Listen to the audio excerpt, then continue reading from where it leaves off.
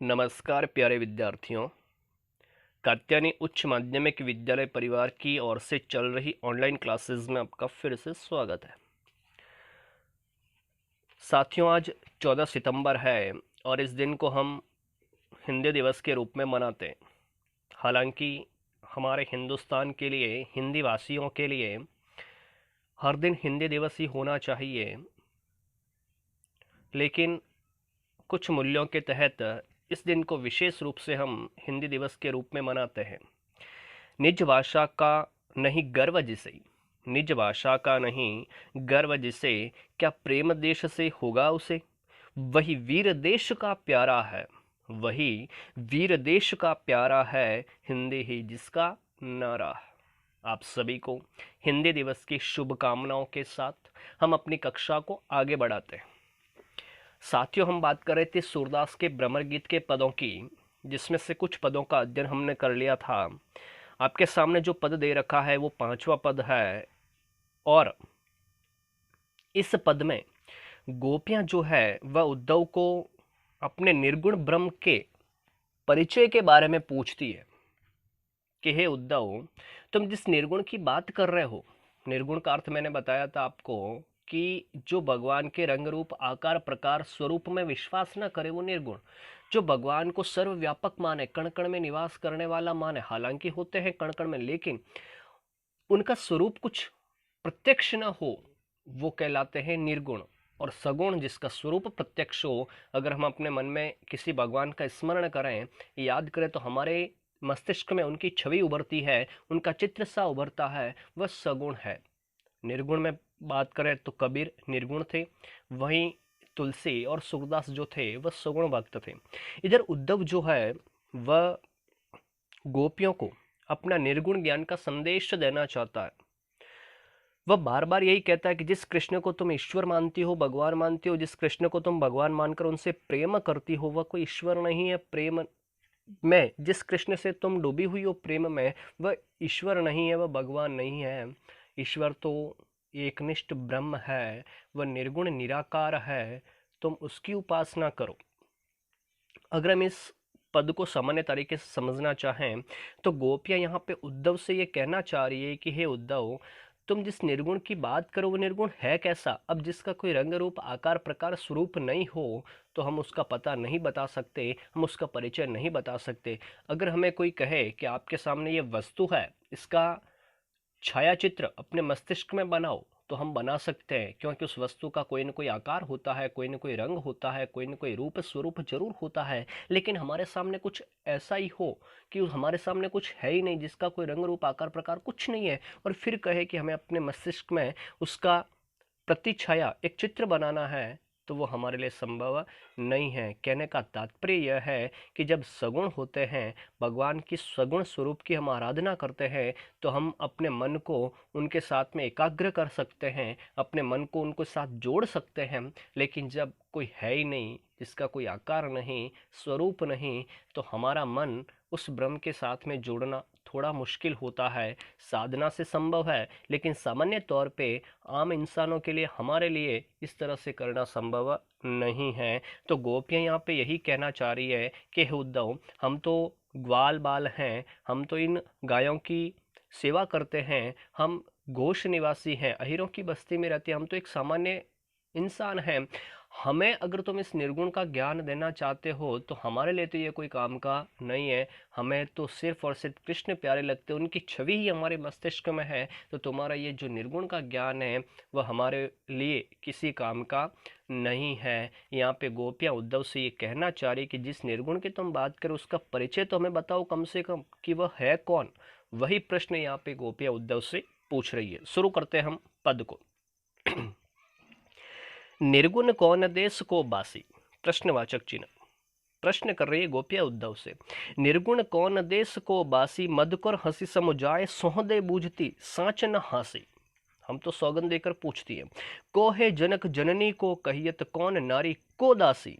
कैसो बरन बेश है कैसो, के रस में अभिलाषी, पावे गो पुण्य क्यों आपनो, जोरे कहे गो घासी, सुनत मौन वे रयो ठग्यो सो, सूर सबे मति नासी। अर्थ देखते हैं। गोपियां उद्धव से कह रही कि हे उद्धव, निर्गुण निराकार ब्रह्म की जो तुम बात कर रहे हो, वह निर्गुण ब्रह्म आखिर कौन से देश में निवास करता है, उसका निवास स्थान कहाँ पे है, वह किस देश का निवासी है? मधुकर, हे उद्धव, हंसी समुझाए, हम तुमसे निर्गुण की बात कर रहे हैं, हमें अच्छी तरह से समझा कर कहो, हमें ये समझाओ। हम सौंदे बूझते, हम सौगंध देकर तुमसे ये पूछती हैं, सांच ये बात सत्य तरीके से पूछ रही है, हम कोई व्यंग्य नहीं कर रही, ना हंसी, हम कोई मजाक नहीं कर रही है, हम कोई हंसी मजाक नहीं कर रही है। हमें तो तुम उस निर्गुण ब्रह्म का पता बताओ, परिचय बताओ, ये हम समझाना, हम ये समझना चाहती हैं कि तुम जिस निर्गुण की बात कर रही हो, वह निर्गुण आखिर कौन देश में रहता है, उसका देश कौन सा है। को है जनक, हे उद्धव, जिस निर्गुण की तुम बात करो उसका जनक अर्थात पिता कौन है? जननी को, उसकी माता कौन है? कहियत, हमें कहो। कौन नारी, आखिर उनकी पत्नी कौन है? को दासी, और उनकी दासी कौन है, उनकी सेविका कौन है? इन सभी प्रश्नों की तुम हमें उत्तर दो, हमें पता तो चले कि तुम जिस निर्गुण की बात करो वो आखिर कौन रहता है, उनकी माताजी कौन है, उनके पिताजी कौन है, कौन उनकी पत्नी कौन है, उनकी सेविका कौन है, कैसो बरन, उस निर्गुण का रंग कैसा है, वेश है कैसो, उनकी जो वेशभूषा है वह कैसी है, कई रस में अभिलाषी, वह कौन से रस में इच्छा रखता है, वह किस रस का अभिलाषी है, यह भी हमें तुम बताओ।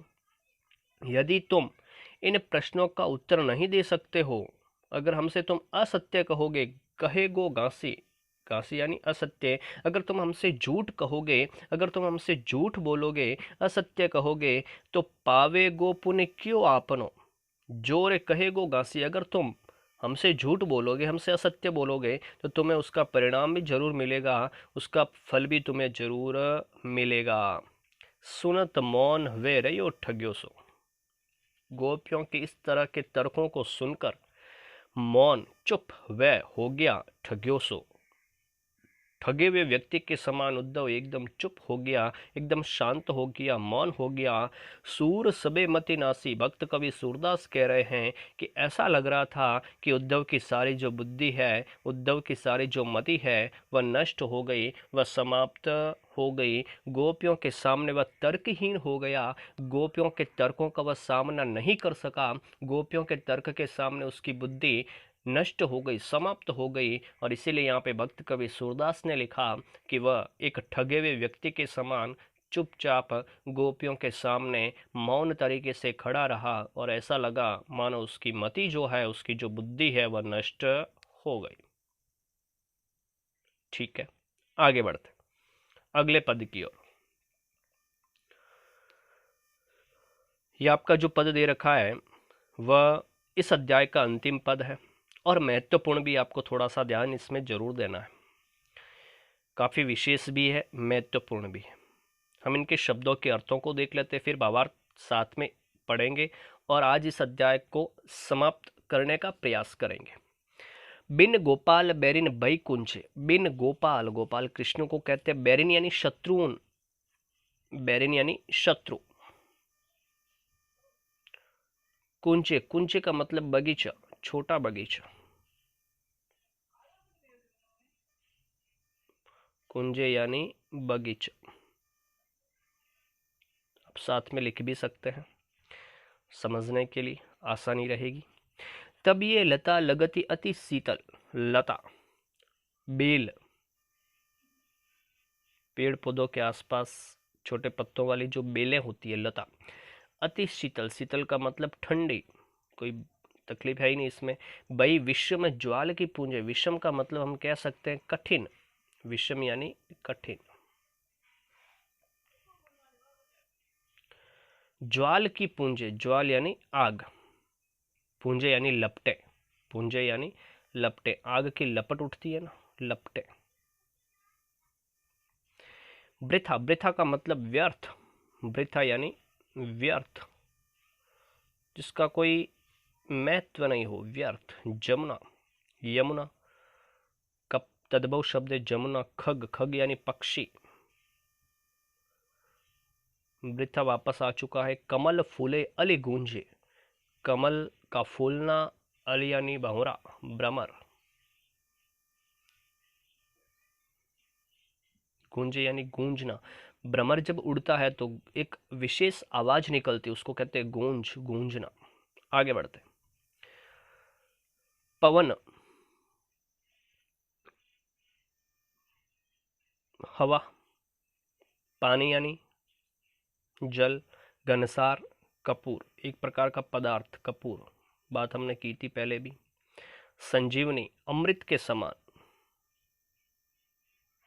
अमृत के समान। दधिसुत, दधिसुत का मतलब चंद्रमा, दधिसुत यानी चंद्रमा, चंद्रमा का पर्यायवाची है, याद रखना आपको। किरण का मतलब किरण, अंशु। भानु, भानु का मतलब होता है सूर्य। भाई बूंजे, बूंजे का मतलब बूंजना, सेकना, पकाना है ना, बूंजना। ए उधो, हे उद्धव, कहिए माधव सो, माधव यानी कृष्ण से। कदन करी मारत लूंचे, विरह, विरह यानी वियोग, आपसे जो दूरी है, आपसे जो विरह है, आपसे जो वियोग है। कदन यानी कर रहा है, मारत लूंजे, मारत यानी मार कर, लूंजे, लूंजे यानी अपंग।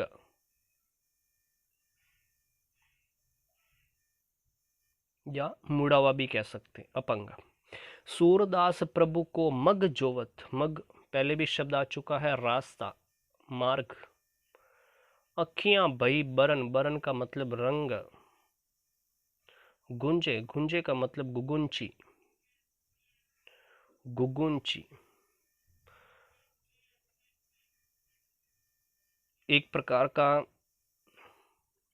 बीज आता है मणि के समान, है ना, जिसका रंग जो होता है वह लाल होता है। अगर हम सामान्य भाषा में कहें तो चिरमी, अगर आपने कभी देखी हो चिरमी, छोटी सी होती है बीज के समान, ऐसे छोटी सी बिल्कुल, जो जिसका जो रंग होता है वह बिल्कुल लाल होता है ना, थोड़ा सा उसका जो मुंह होता है वो सफ़ेद होता है, बाकी लाल होती है। ठीक है। शब्दों के अर्थ में भी यहाँ पे इससे संबंधित कोई भी शब्द नहीं दे रखा है, और ये सारी जो बातें हम पढ़ ही चुके हैं। ठीक है, हम इस पद को पूरा करने का प्रयास करते हैं, इसी के साथ अपना अध्याय भी पूरा हो जाएगा। ध्यान दें। बिन गोपाल बैरिन भई कुंजे, तब ये लता लगती अति शीतल, अब भई विषम ज्वाल की पूंजे। वृथा बहती जमुना खग बोलत, वृथा कमल फूले अले गूंजे। पवन पानी घनसार संजीवनी, दधिसुत किरण भानु भई भूंजे। ए उदो कहियो माधव सो, विरह कदन करि मारत लूंजे। सूरदास प्रभु को मग जोवत, अखियां भई बरन ज्यों गूंजे। अर्थ देखें। यहाँ पे गोपियों की विरव्यता का बड़ा ही सटीक और मार्मिक वर्णन किया गया है। गोपियां उद्धव से कह रही कि हे उद्धव, तुम्हारा ये जो ब्रह्म का ज्ञान है वो तो हमें कुछ अच्छा नहीं लगा, हमारी अब स्थिति कैसे है वो हम आपको बता रही हैं। तुम्हारा ये ज्ञान तो हमें बिल्कुल भी पसंद नहीं आया, हमें अच्छा नहीं लगा, क्योंकि हम तो एकनिष्ठ प्रेम करते हैं उस कृष्ण से, और उस कृष्ण के बिना हमारी स्थिति कैसी है, हमारी व्याकुलता कैसी है, हमारे मन की जो पीड़ा है वह कैसी है, वह हम आपको बताना चाहती हैं। कह रही है कि बिन गोपाल बैरिन बैकुंज, हे उद्धव, बिना कृष्ण के, बिना गोपाल के ये जो बगीचा तुम देख रहे हो वो अब हमारे लिए शत्रु बन गया है। पहले यही बगीचा हमें बड़ा मनमोहक लगता था, हमें शीतलता प्रदान करने वाला लगता था, हमें बड़ा अच्छा लगता था, लेकिन आज यही बगीचा बिना कृष्ण के, बिन गोपाल के ये शत्रु के समान हमें लगता है।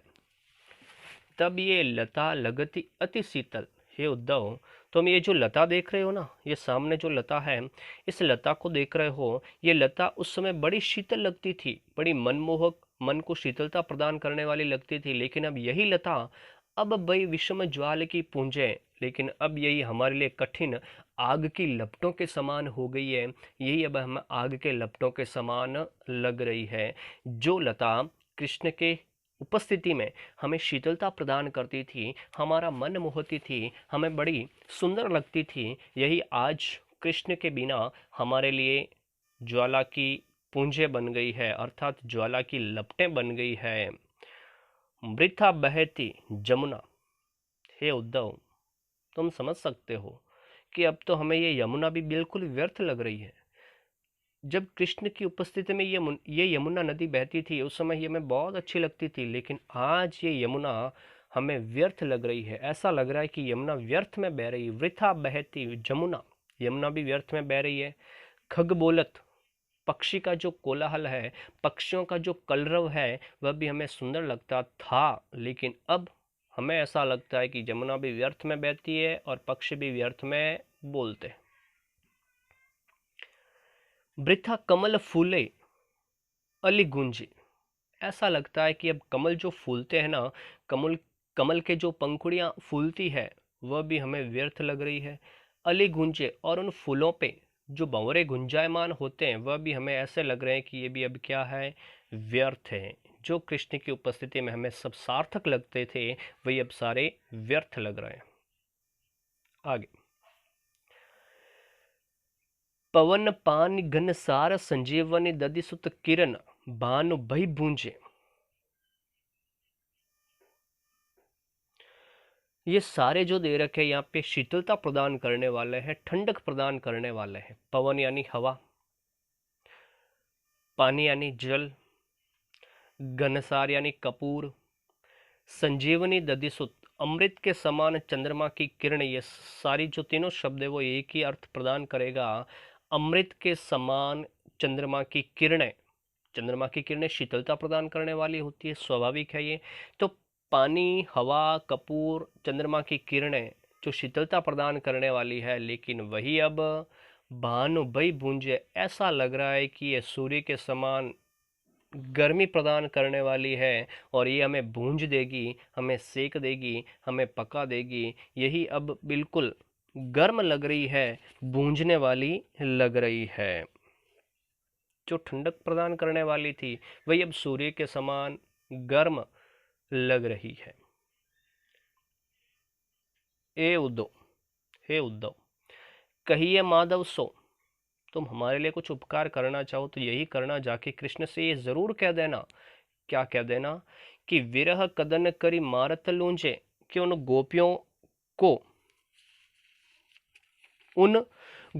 को विरह ने मार मार कर पंगु बना दिया है, अपंग बना दिया है। कृष्ण के वियोग में वह गोपियां इतनी दुखी हो गई है, विरह ने उन गोपियों को इतना दुखी किया है। करी मारत लूंजे, यानी विरह ने उन गोपियों को मार मार कर, तीर मार कर, विरह के तीर मारकर उनको लूंजा बना दिया, यानी अपंग बना दिया है। सूरदास प्रभु को मग जोवत, सूरदास गोपियों के माध्यम से कह रहे हैं और गोपियां भी उद्धव से कह रही है क्या, कि प्रभु को मग जोवत, भगवान कृष्ण का रास्ता देखते हुए अखियां बई बरन ज्यों गूंजे। अखियां यानी आंखें, बरन यानी रंग, लाल रंग की, गूंजे यानी गुंजे के समान, ज्यों गूंजे, चिरमी के समान, गुंगुंची के समान हमारी जो आंखें हैं वह पूरी तरह से लाल हो चुकी है। यानी भगवान कृष्ण के रास्ते में देखते देखते हमारी आंखें गुगुंची के समान एकदम लाल हो चुकी है और हम उस कृष्ण का ही इंतजार लगातार कर रही है। गोपियां बार बार उद्धव से यही निवेदन कर रही है कि तुम तो हमें बस वह कृष्ण एक बार पुनः मिला दो, ये निर्गुण का ज्ञान तो हमें अच्छा नहीं लगता, ये तो उन्हें जाकर दीजिए जिनका मन चक्री के समान इधर उधर घूमता है। हम एक बार शुरू से एक एक पद को थोड़ा सा जल्दी में देख लेंगे। इसमें देखो, हरिल पक्षी की लकड़ी की बात की गई है कि हमने हरिल पक्षी की लकड़ी के समान कृष्ण को अपने हृदय में पकड़ के रखा, जागते सोते हुए हमें सिर्फ कान कान की हम रट लगाती रहती है। तुम तो हमारे लिए ऐसी व्याधि लेके आए हो जो हमने ना तो कभी देखी है ना कभी सुनी है, मन चक्री। वही उनको ले जाके दीजिए जिनका मन चक्री के समान डोलता है। यहाँ पे दोनों तरह के फल पाने की बात यहाँ पे गोपियों ने उद्धव से की। अगर ब्रजनाथ मिल जाए तो अच्छी बात है, नहीं तो इस संसार में हमारा यशोगान ही होगा। अब यहाँ पे कुछ बातें भी यहाँ पे की गई है कि पा लागो उदो ना कहो बारंबार, तुम तो ये निर्गुण की बात है वो हमें बार बार मत कहो। बिलग जनी, अन्य अर्थ में मत लेना। तुम सब जहाँ वहाँ से आते हो काले चरित्र वाले ही होते हो, हमें भ्रमित करने वाले ही होते हो, हमारे लिए दुख लेकर ही आते हो। ये तुम अन्य अर्थ में मत लेना, ये तुम्हारा दोष नहीं, ये तो किसका दोष है? मथुरा का। अखियां हरिदर्शन की भूखी, हे उद्धव हमारी आंखें तो सिर्फ कृष्ण की भूखी है। रूप रस राशि, कृष्ण के रूप के रस में डूबी होने के कारण तुम्हारी ये बातें बिल्कुल हमें रूखी लग रही है, सूखी लग रही है। आगे, निर्गुण कौन देश को बासी, अभी अभी हमने पढ़ा है। निर्गुण कौन देश को बासी? गोपियां उद्धव से ये प्रश्न पूछ रही है कि जिस निर्गुण की तुम बात करो कम से कम उसका परिचय तो हमें दो, वो है कौन? और अंतिम पद में गोपियों की विरह दशा का बड़ा ही मार्मिक चित्रण हुआ है। गोपियां किस प्रकार से कृष्ण के विरह में व्यथित है उसका बड़ा ही सुंदर वर्णन सूरदास ने किया है। और अंत में गोपियों ने निवेदन उद्धव से यही किया कि हे उद्धव, माधव से जाकर यही कहना कि तुम्हारे विरह के कारण वह गोपियां अपंग हो गई है, व्याकुल हो गई है, दुखी हो गई है और वह सिर्फ और सिर्फ तुम्हारी ही प्रतीक्षा कर रही है। तो आज की कक्षा में सिर्फ इतना ही। आगे के अध्याय में हम पढ़ेंगे नीति के दोहे, जो अब्दुल रहीम खान खाना के द्वारा रचित है। तो आज की कक्षा के लिए सिर्फ इतना ही। आप सभी का बहुत बहुत धन्यवाद।